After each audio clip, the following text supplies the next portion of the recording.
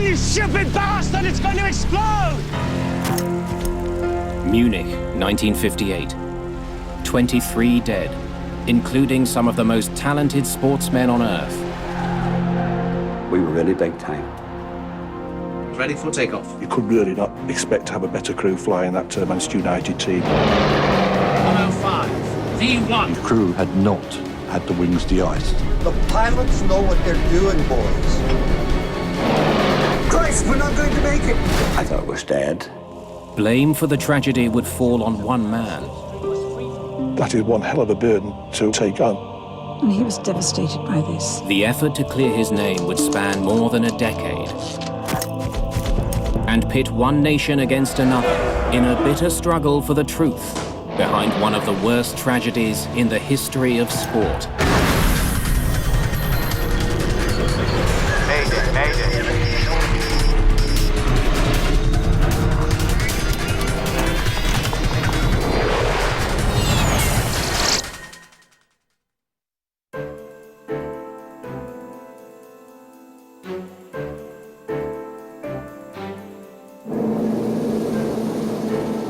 February the 6th, 1958. Munich Airport, West Germany.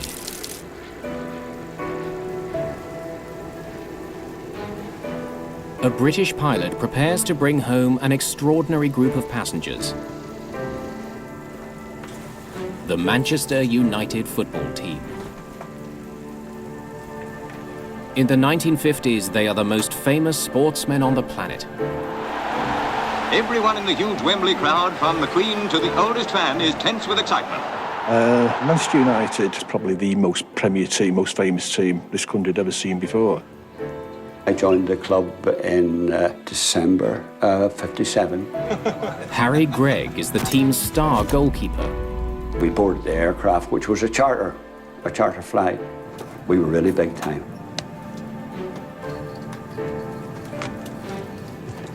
After playing a key game in Yugoslavia, the team has advanced to the semi-final of the prestigious European Cup.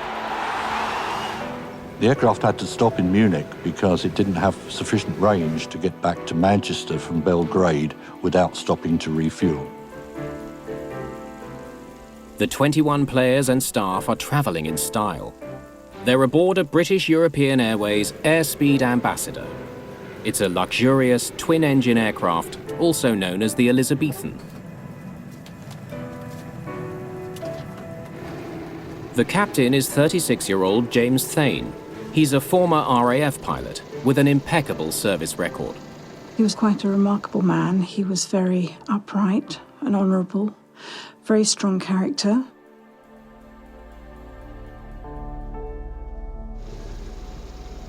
The weather had been pretty grim throughout the day. Snowfall in the morning gave way to a rising of temperature to just above freezing. As Captain Thane finishes his pre-flight inspection, the young sportsmen settle in for the journey home.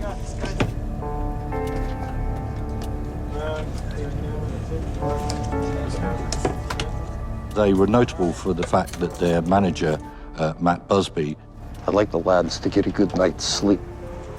was picking relatively young players in the team, and that's why they were known as the Busby Babes. Busby's Babes start the second half in cracking form with that slippery winger, David. We're a young and wonderful team, which I'm very proud to have been part of. I'll give you guys a chance to get your money back once we're in the air, boys, all right? Travelling with the team are 11 of the UK's best-known sports journalists, eager to report on Manchester United's latest success. Also on board are a few Yugoslavians catching a ride to the UK. 38 passengers in all.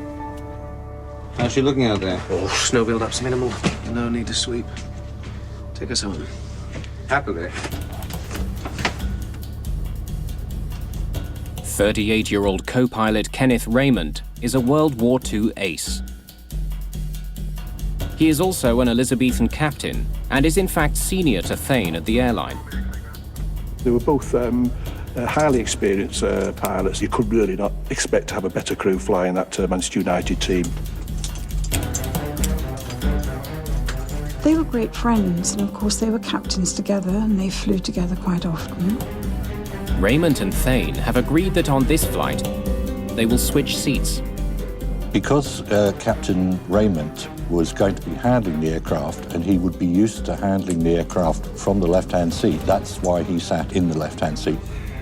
Port and starboard fuel cocks on, crossfeed off. It's against company policy, which states the commander should always sit in the left seat. But it's a rule that is frequently broken. 1 inch open. Throttles, port and starboard levers, 1 inch open. Carb air, port and starboard ram.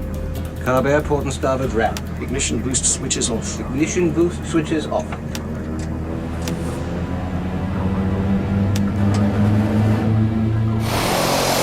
Munich, 609, Zulu uniform. I am ready to take off. Beeline 609, your clearance expires at 3-1. Time now is 3-0. Cleared for takeoff. Right turn out. Thank you. Rolling. In light snow, with the temperature hovering around freezing, Thane and Raymond start their takeoff run.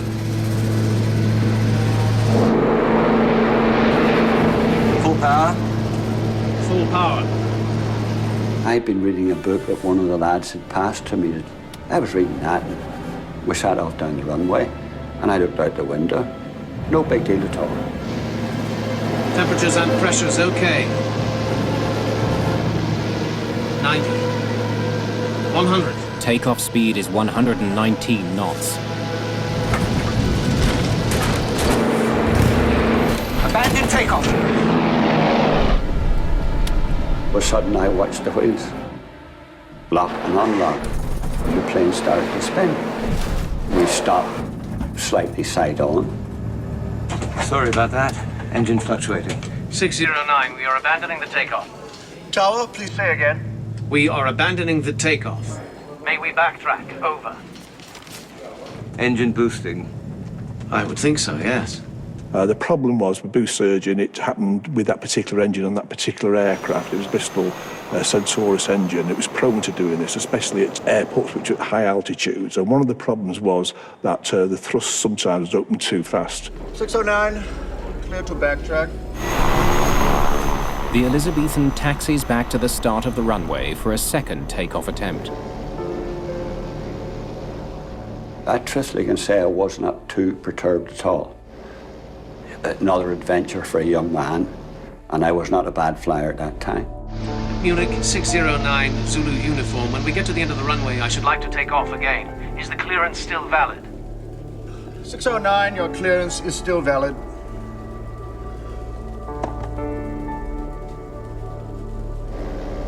Ladies and gentlemen, we apologize, but we are heading back to try again.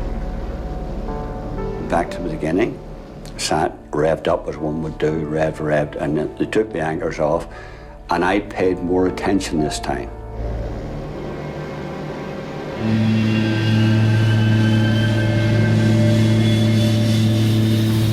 Slightly further along the runway, the same thing happened again. Port is off the clock. This time it was Thane who actually abandoned that takeoff. And again, when I thought we were about to lift, I watched the wheels lock and unlock, lock and unlock. You gotta stop.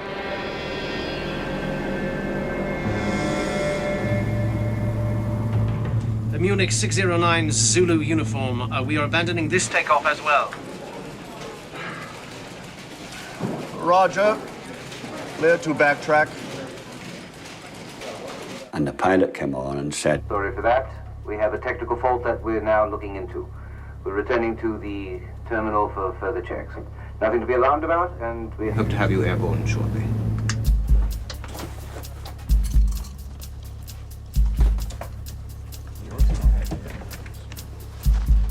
Don't stray too far, boys. we'd return to the terminal and everybody would disembark. Bill Black, the station engineer, has seen these two aborted takeoffs and obviously clattered up the steps, put his head through the cockpit and says, well, what's going on? Why haven't you taken off? We've been getting a boost surge in the port engine. Up past 60 last time.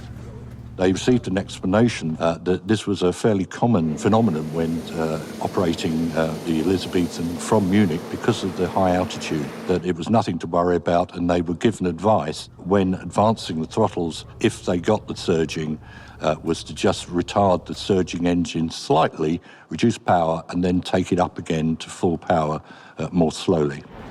Passengers for BEA 609, please proceed to the tarmac.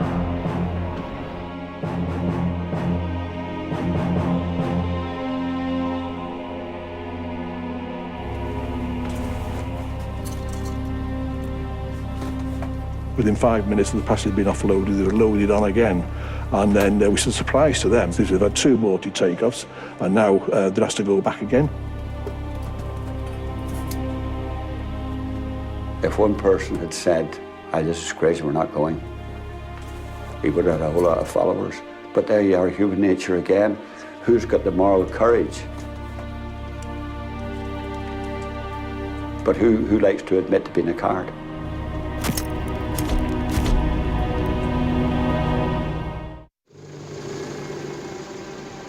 BEA Flight 609 prepares for its 3rd takeoff attempt from Munich Airport. The plane carrying the Manchester United Football Club is drawing attention from inside the terminal.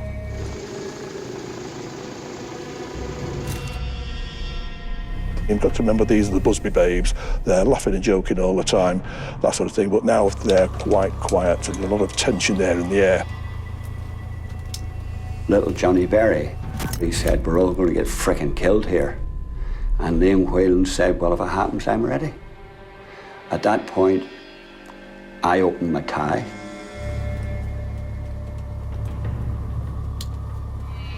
Ignition boost switches off.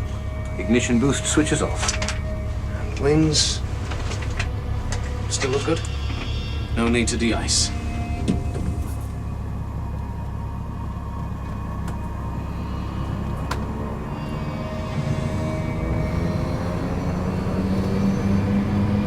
Munich Tower, Beeline 609 Zulu. Uniform, I'm ready to taxi, over.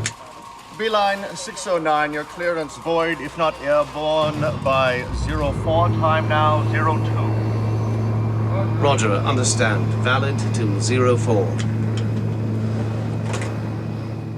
Captain Thane has just 2 minutes before the window for takeoff closes.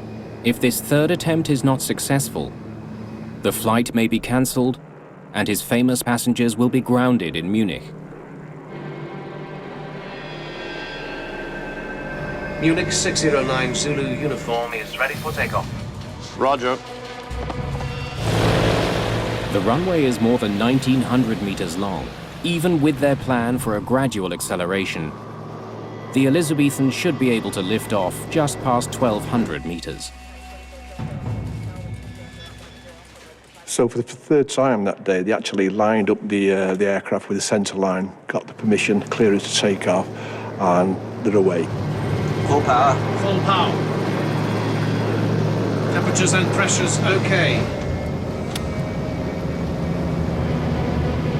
Port surging slightly. He experienced a bit of this engine surging, which he retarded the throttle slightly and then advanced it again. Full power again. Both engines sound an even note, and we're going down the runway now for a takeoff. Everything seems okay.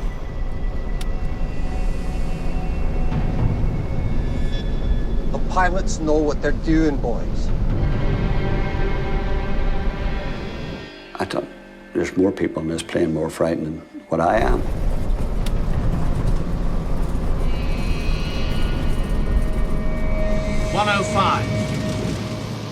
V1. Velocity 1 is the speed at which a takeoff cannot safely be abandoned. The point of no return. Raymond now is waiting, is anticipating now Thane to call out 119 knots, which is V2. At 119 knots, the plane can become airborne. But something goes wrong. They suddenly lose speed. Christ, we're not going to make it!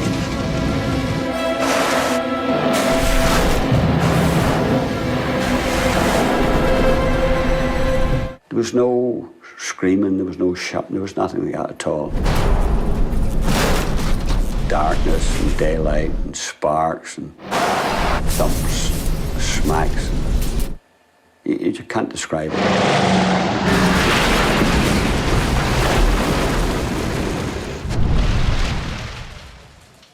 And then there was just complete and total darkness. I thought it was dead. The Elizabethan has crashed through a fence, hitting a house and a fuel shed 300 meters beyond the end of the runway. And eventually I got to my senses and I started to crawl uphill. And I got to a hole of what was left of the aircraft. And I honestly thought, I'm the only one alive here.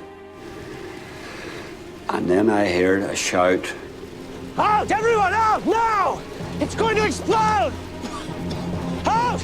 He shouted, run, you stupid bastard, it's going to explode.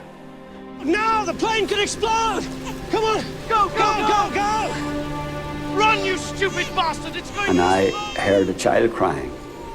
I shouted, come back. Come back, you bastards! There's people alive in there! I went back in through the hole I came out of, and I found the little child.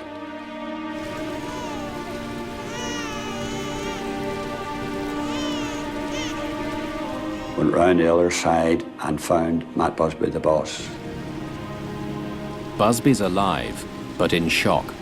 He had a small cut behind his right ear, I remember it, but when I looked down, his foot was completely reversed round the other way. Oh, my leg. I jammed some rubbish up behind him because he didn't look too bad and left him propped up. Harry Gregg pulls out one passenger after another, both living and dead. A man must do what a man must do. Within minutes of the crash, help begins to arrive from the airport and nearby farms. The co-pilot is trapped up there. Can you help him? Yes. Two German rescuers climb up on the wing and free Kenneth Raymond from the wreckage. He is badly injured. 21 people are dead. 7 are Manchester United players. The head coach, secretary, and trainer are also dead.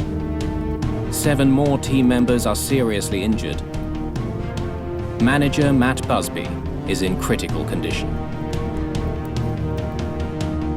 Manchester United, one of the world's greatest football teams, is effectively wiped out. What started out as a wonderful thing, sadly went wrong.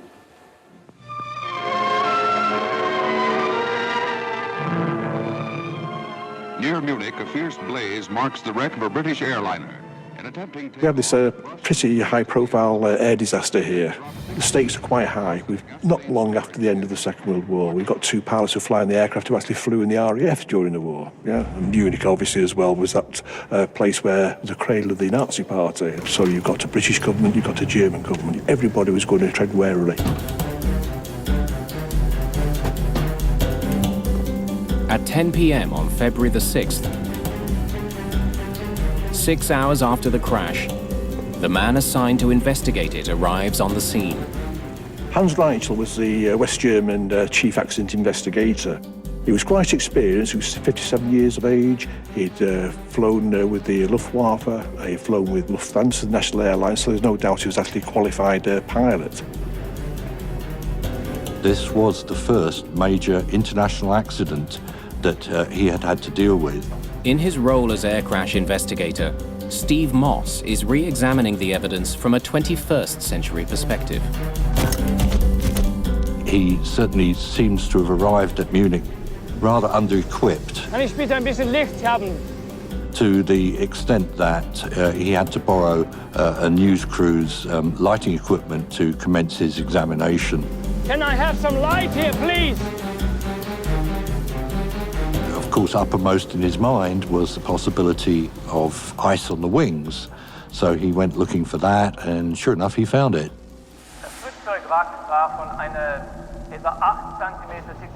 The wrecked aircraft was covered by a layer of snow about 8 centimeters thick. This could be brushed aside with the hand without difficulty. Under this, there was a layer of ice, frozen firmly onto the surface of the wing. Here. Reichel finds the only surfaces free of ice are near the engines. He assumes the entire wing was coated in ice before the crash, and that during the takeoff attempt, the propellers blew away the ice behind them. The day after the crash, investigators take a closer look at the scene. They examine the tire tracks, which extend 50 meters and right off the end of the runway. The information from the ground marks that the aircraft never got airborne must have, in Reichel's mind, reinforced this impression that ice on the wings was responsible. Manchester, from the moment the news came through, was a city in mourning. While millions wait anxiously for news of the seriously injured men, the hospital staff worked day and night to save them. Matt Busby was their worst problem. For 2 days, he lay between life and death, with one of his lungs completely deflated. Then came the welcome news: Matt was off the danger list. 6 of the 7 injured players also pull through. But the team loses one of its greatest stars. Duncan had died. Duncan died, I think, 10 days. Yeah. To this day, many regard Duncan Edwards as the greatest footballer the UK has ever produced. Co-pilot Kenneth Raymond also dies, having suffered a brain injury. Full power. Full power. James Thane is left to face a wall of questions on his own. Well, you see, on the first takeoff, we weren't completely satisfied with the engines. Any little bit of information that the press could get, there was another headline. It was relentless. So it must have been very difficult for him. 2 days after the crash, Reichel interviews Thane. After the accident, we established that the starboard wing had a layer of rough ice on it. The region of the propeller slipstream was free from ice. When I walked out of the aircraft on the first attempt, I could see the snow thawing on the wings and count the ribs of the aircraft. What did you say was the cause of the accident? My personal feeling is that there must have been a large quantity of snow built up at the end of the runway. Why were you sitting in the right-hand seat?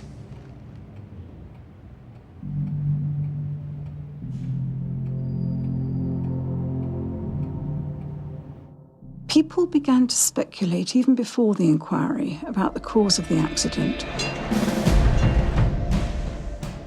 2 months after the crash, in April 1958, a German inquiry formally gets underway. Shall I begin? The German investigation, straight away, it seemed to be into this adversarial role of somebody being on trial and having to prove his innocence. They knew straight away that there's something going on here. He's on the rope straight away, right? Hans Reichel draws on witness testimony of snow on the wings and Thane's own account that he did not de-ice. And this is something that would not go away with Reichel. It's ice, ice, ice all the way. The temperature the afternoon of the crash hovered around 0 degrees Celsius. It wasn't cold enough for the snow to create ice. Thane saw the water actually dripping off the leading edge. So he knew the snow was actually melting, so obviously that convinced him again that it just didn't require de-icing. But German experts note that the Elizabethan had just descended from 25,000 feet, where the air temperature was minus 25 degrees Celsius.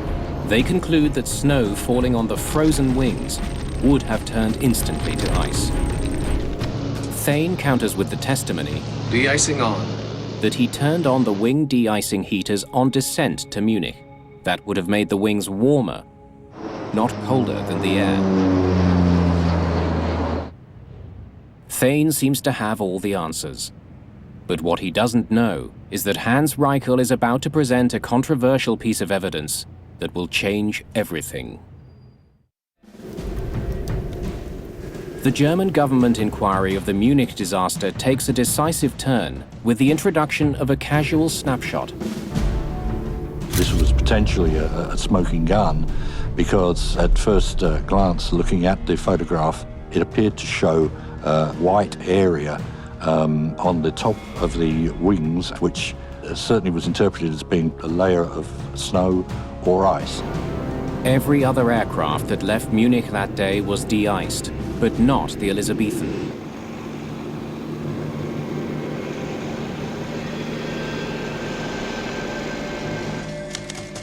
For investigator Hans Reichel, the crew's failure to de-ice is the leading cause of the accident.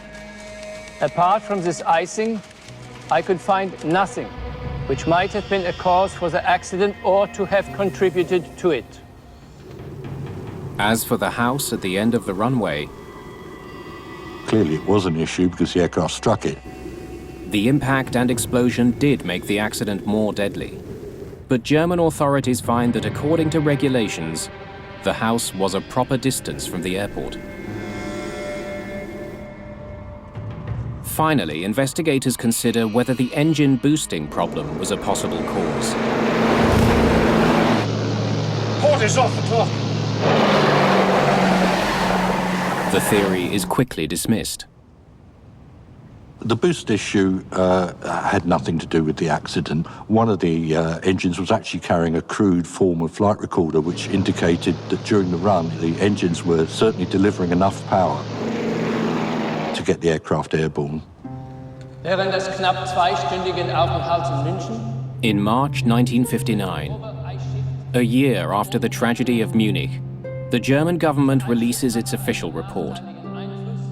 It lays full blame for the accident at the feet of Captain James Thane. Ice. Ice on the wings, which they say was there before the accident. Simple.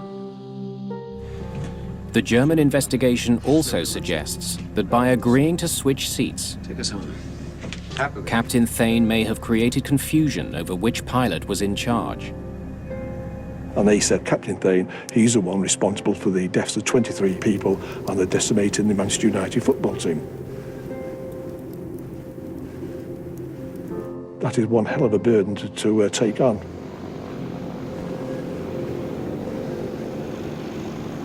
I think in terms of the press, obviously they like to have somebody that they can pin something on, and to that extent they saw him as a little bit of a villain. He was definitely badly treated. He was made the scapegoat.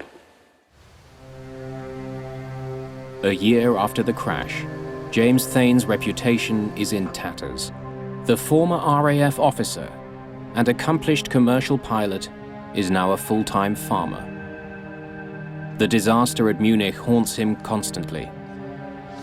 I can remember Mum and Dad sitting up for all hours of the night talking about this because Dad was convinced that there had been some external force that had affected the takeoff run. Thane is certain that ice on the wings did not cause the crash. He decides to launch his own investigation. Dad was a man of great integrity and fortitude, and he was determined that he would make sure that he found the cause of the accident. But in 1959, there are almost no forensic tools at his disposal. For a start, of course, an aircraft of that size would have the benefit of a flight data recorder, a black box flight recorder, and a cockpit voice recorder. And if we could have that information from the 1958 Munich accident, there would be absolutely no doubt about the cause. V1. The plane reached 117 knots, but then slowed dramatically. Ice on the wings can't explain that sudden loss of speed. But something else can. Something Thane sees as the real cause of the crash. Slush on the runway. So imagine you're driving on a dry road during the winter and you suddenly enter an area of slush. Canadian aviation expert Terry Townsend specializes in the study of runway contamination. Immediately you're going to notice resistance on the vehicle from the slush, and same thing happens on the aircraft. Thane believes other planes didn't have slush problems that day because they took off on the first 2/3 of the runway. Since the Elizabethan accelerated more slowly to compensate for the boost pressure problem, it rolled further into the unused part of the runway with deep slush. It takes more power to overcome that slush. Thane learns that 9 years earlier, a Trans-Canada Airlines plane failed to take off on a slushy Vancouver runway. They did some research and found that as little as 5 centimetres of slush could really adversely affect the aircraft's ability to reach takeoff speed. The Canadian government issued a letter of warning to all airlines. Do not attempt takeoff in more than 5 centimetres of slush. It was sent to BEA, but for some reason best known to themselves, they did not take any action on it and filed it away for future reference. The German investigators have dismissed slush as a possible cause, insisting it was ice on the wings. But through his research, Captain Thane uncovers a shocking omission. We quite fortuitously came across a witness who had made an inspection of the wreckage immediately after the accident. Karl-Heinz Seffer was among the first at the scene, climbing up on the wing to help pull co-pilot Kenneth Raymond from the wreckage. He was later interviewed by investigators. Ich kletterte über den rechten Flügel hinunter. Mir fiel kein Eis am Rumpf oder am Flügel auf. Ich trug Gummistiefel. Da war kein Eis, sonst wäre ich ausgerutscht. But when this report was read out to the first German Commission, only part of it was read out. That part which included the evidence that he couldn't find any ice was left out. All this was set up, it was all stage managed, you know, if Thane was going to be made a scapegoat, it was going to be ice on the wing, it wasn't going to be runway contamination. That's in spite of eyewitness accounts from the air traffic controllers, which also supported the slush theory. Beeline 609, your clearance expires at 3:1. Time now is 3:0. The most crucial eyewitnesses saw the aircraft start the takeoff run as normal. About halfway down the runway, they saw the nose lift, which would be standard procedure. But then, unusually, they saw it go back down onto the runway, which of course should not happen. This crucial eyewitness evidence was also omitted at the inquiry. It's quite notable that the air traffic controllers that were called as witnesses were the trainee ones, and that the qualified ones weren't called. The only person to testify about slush on the runway was the Munich airport manager. He said he inspected the runway and found the slush was less than a centimetre deep. Slush can be difficult to measure because it can vary significantly in height across the runway. The slush can be 1 centimetre high in one place and it can be 10 centimetres high in another. So a number of samples have to be taken in order to get a reasonable average. Also in question is Reichel's conclusion about ice on the wings. That it must have been there before takeoff, since the only areas without ice were behind the propellers where it blew off. A scientific challenge to this view comes from a most unlikely source. Captain Thane's wife, Ruby. She was a remarkable lady, being one of the first women to get a first-class honours degree from Bristol in chemistry, physics and maths. A trained chemist, Ruby Thane points to the massive amount of fire-extinguishing chemicals sprayed on the burning wreckage. Actually thought about this very carefully, and she obtained a sample of fire extinguisher powder, which turned out to be sodium bicarbonate, which is common baking powder. So she would go out and sprinkle it on the metal car thinking it might simulate an aircraft wing, and found that if that mixed with snow and water, that this solution would freeze at a lower temperature than that was recorded at Munich that night. Firemen trained their hoses mainly on the engines. Ruby's experiment could explain why ice did not accumulate in those areas, but did build up on the rest of the wing in the hours after the crash. With new eyewitness testimony and compelling scientific evidence, another side of the story begins to emerge. If it's ice on the wings, it's the captain's fault. He is to blame. V1. Of course, if it's slush on the runway, then really it's the airport to blame.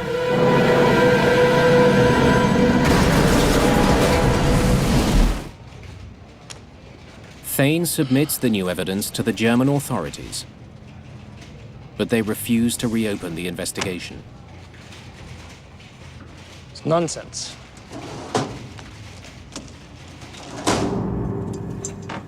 In 1961, BEA officially fires Thane, primarily for violating the company's policy against pilots switching seats. Well, they sacked him, and he was devastated by this, for something which was effectively a little company regulation, but other people did that as well. BEA, obviously, if you think about it, did not want a pilot like that on the flight deck.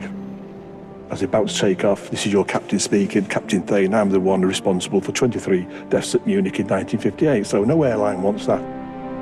A conviction of convenience, it didn't matter who they hung out to dry, and he was hung out to dry. The loss of his job makes Thane more determined than ever to clear his name. He writes letter after letter to both the British and German governments, urging them to reopen the investigation. In 1965, those efforts pay off. Ja, Schatz, ich bin fertig. German authorities agree to review the investigation of the Munich disaster. Initially, with the second German inquiry, it was felt that, yes, there could be a glimmer of hope. That hope has been stirred by some new research. Tests into slush carried out at Bid. Britain's Royal Aircraft Establishment has conducted slush tests on the Elizabethan aircraft. Basically, they flooded a runway to varying depths and simulated a takeoff run using an Ambassador aircraft. The results of these tests were quite alarming. In run after run, the plane decelerates from 117 to about 105 knots. The same loss of speed reported by Thane. We're hoping that when the Germans have considered, if they consider all the relevant evidence, we shall get them to reach the conclusion that the aircraft accident was due to slush on the runway and not ice on the wings. But at the two-day hearing, Reichel is not swayed by the new evidence. Instead of clearing Thane, he condemns him further, saying that by switching seats, the captain actually made things worse. The differing assessment of the situation by the two pilots probably increased the severity of the accident. Christ, we're not going to make it! As an investigator these days, I can see no technical reason why that should have contributed to the accident. The damning findings of the German Review Commission are a crushing blow to Thane. The British government knew, the airline knew, Thane certainly knew he'd been set up, but nothing was done. But in a strange twist, he's about to get one last chance, thanks to Britain's most powerful politician. 100,000 expectant fans packed the stands to see great football. The Busby Babes were raring to go. In 1967, Harold Wilson is Prime Minister of the UK. After attending a Manchester United game, he makes a comment that sets off a media frenzy. He says he believes James Thane was a victim of injustice. became another headline, "The fight goes on." Harold Wilson, he knew enough that Thane was innocent, and he really took it on. It was debated in the House of Commons, and then it went ahead, and this was the most thorough inquiry yet. In 1968, British investigators conduct a study to determine whether slush or wing ice caused the Munich disaster. Their findings immediately call into question the accuracy of the two German reports. Photographic analysis shows that the white on the wings is not snow. It was merely light reflecting off a wet surface. A new picture was taken from the original negative, which showed clearly that the markings on the aircraft, so there couldn't have been ice. As well, 3 separate experts determined that the amount of ice Reichel found on the wings, 5 millimeters, would not have been enough to prevent takeoff. I don't see how a layer of ice, even 5 millimeters thick, could account for a deceleration of the aircraft. Then the British inquiry takes a dramatic turn when a star witness appears. Reinhard Meyer, a pilot who was first on the scene of the crash. Ich ging hin und untersuchte den Flügel des Flugzeugwracks und bemerkte nichts in der Art von Frost oder angefrorenen Ablagerungen. Nur schmilzenden Schnee. It turned out when he was called to give evidence, he said, well, I spoke to Reichel personally, face to face, and told him what had happened, that I'd gone to the aircraft, I'd looked for ice immediately after, within minutes of the crash, and I found no ice, just melting snow only. And that was it. So everyone was astonished at this. Reichel has no explanation for the glaring omission. I think he found it very difficult to back down and say, actually, I was wrong. Slush on the runway is going to be the German airport authorities' fault, and they're not going to accept that. In March 1969, good news, 11 years after the crash, finally, the British government formally clears James Thane. Well, of course, my family are very pleased indeed. Well, he knew that obviously this was the right findings, and he was very pleased and happy because in this country he'd been exonerated. But BEA does not give him his job back. Captain Thane never flies again. In Germany, Hans Reichel and the aviation authorities never exonerate him. I think there was a huge amount of stress and strain and tension, and he died a young man. He was 54.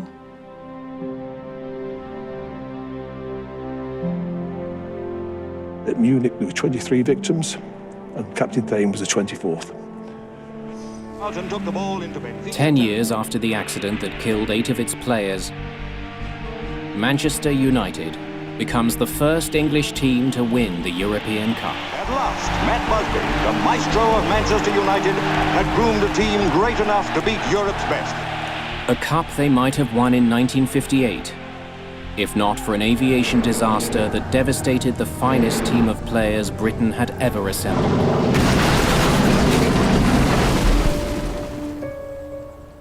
Harry Gregg continued playing for Manchester United until 1967.